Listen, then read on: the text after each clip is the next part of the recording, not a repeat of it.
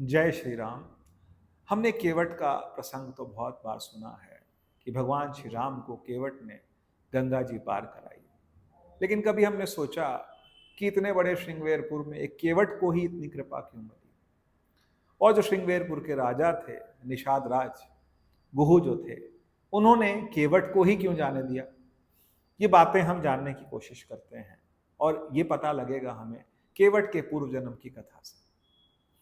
हुआ ये कि केवट जो था पूर्व जन्म में वो कछुआ था, और कछुआ भी कहीं और किसी नदी में नहीं, कछुआ था भगवान जहाँ विष्णु रहते थे। भगवान विष्णु जिस जगह पे रहते थे क्षीर सागर में, वहाँ वो एक कछुआ बन के रहता था।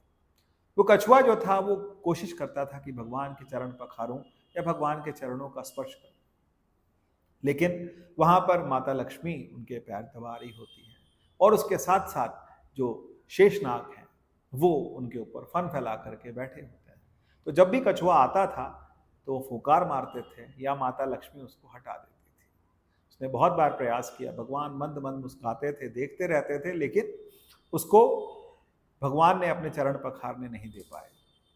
तो फिर कछुआ का मन में था, भगवान ने मन ही मन उसको समझा दिया कि तेरे को मैं दोबारा दर्शन दूंगा और तेरे को चरण पखारने दूंगा। हुआ यही कि जब केवट का जन्म हुआ तो उसे ध्यान था इस बात का कि मेरा जो जन्म हुआ है वो किस काम के लिए हुआ है।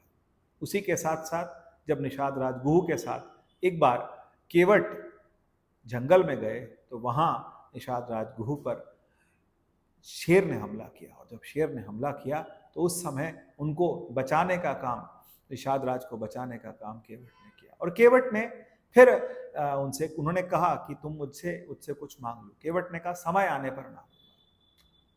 फिर जब पता लगा कि भगवान श्री राम वनवास के लिए निकल चुके हैं, केवट को जब ये बात पता लगी तो उसने कहा कि या तो आप सारी नाव डुबा दो, और या फिर, क्योंकि वो उस जगह के राजा थे, उन्हें पता था कि भगवान श्री राम इस गंगा को पार किए बिना तो जा ही नहीं सकते, वो गंगा पार करने की मेरी जरूरत पड़ेगी। तो उन्होंने कहा कि यहाँ से सारी नाव डुबा दो, या फिर नाव नहीं डुबा सकते तो इन सब नाव को पार लगा लो, मेरी एक नाव खड़ी रहे। और उसने अपनी नाव को सुसज्जित कर लिया। और जब भगवान आए तो उन्होंने उसके दर्शन पाए। लेकिन केवट के लिए कहा जाता है कि वो चतुर भक्त था, बहुत चतुर भक्त था, क्योंकि उसने पहले भगवान के चरणों की अभिलाषा जीवन में हमेशा रही। तो फिर जब भगवान आए तो उन्होंने पहला बहाना ये मारा कि तुम्हारे चरणों की धूल से अहिल्या एक सुंदर नारी बन गई, अब मैं नहीं चाहता कि तुम्हारे चरणों की धूल से मेरी जो सुंदर नौका है वो कहीं एक नारी बन जाए। ऐसा उन्होंने भगवान को व्यंग किया। भगवान मुस्कुराए तो भगवान ने कहा मुझे तू पार करा दे, बस शाम होने से पहले पहले पार करा दे। तो केवट ने कहा मैं पार तो करवा दूंगा, लेकिन मेरी समस्या का समाधान कीजिए। भगवान ने कहा क्या समस्या है। पहली बात, उसने पूरे परिवार को बुलाया, अपने कुटुंब को बुलाया, पूरा कुटुंब आया भगवान के दर्शन किए।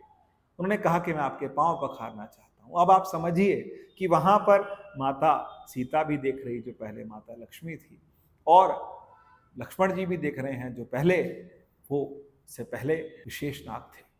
तो फिर ऐसी अवस्था में जिन द्वारपालों ने जिन्होंने भगवान से मिलने नहीं दिया, उन्होंने वो देख रहे हैं, और वो वहां पर ऐसी असमंजस की स्थिति में कि वो कुछ कर नहीं पा रहे हैं, गुस्सा भी नहीं दिखा पा रहे हैं, क्योंकि एक प्रेम है भक्त का और भगवान का। और उस समय फिर केवट ने भगवान के पैर पखारने शुरू किए। पैर पखारे और भगवान फिर मिट्टी पे रखे, फिर गंदे हो जाए, फिर दोबारा से ऐसे ही होता रहा। तो भगवान ने कहा, वो केवट ने कहा ऐसे तो नहीं हो पाएगा, क्योंकि आपके चरणों की रज नहीं लगनी चाहिए। तो फिर केवट ने परात में भगवान के पैर रखे, लेकिन रखने के बाद जब भगवान पैर निकालने लगे तो केवट ने कहा कि एक पैर मेरे हाथ पे रख दो। तो भगवान ने एक पैर उसके हाथ पर रखा। अब दूसरा पैर निकालने की बारी आई तो कहने लगा दूसरा पैर भी मेरे हाथ पर रखो। तो भगवान ने कहा मैं गिर जाऊंगा। तो केवट ने कहा मैं आपको गिरने नहीं दूंगा, आप अपने दोनों हाथ मेरे सिर के ऊपर रख दीजिए। तो केवट ने कहा नाथ आज मैं काह न पावा, कि मैंने आज अपने जीवन में क्या नहीं पाया। और वो चरणामृत उन्होंने पहले तो भगवान को दोनों हाथों को ऊपर पैरों पर रखा, दोनों हाथों को पैरों के ऊपर रखा, और उसके साथ साथ भगवान के जो दोनों हाथ थे वो सिर पर रखे, और भगवान को उसने उठाया और उठा करके फिर नाव में बिठाया। और बहुत प्रेम से, और कहते हैं कि केवट ने लंबा रास्ता लिया ताकि भगवान के बहुत देर तक दर्शन।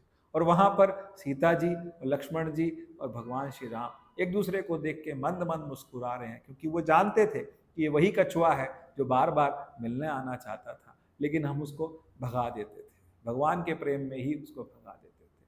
और वो जो जल था उसने अपने पितरों को अपनी 7 पीढ़ियां 7 पुश्तें अपनी तारी और भगवान को पार करवाया।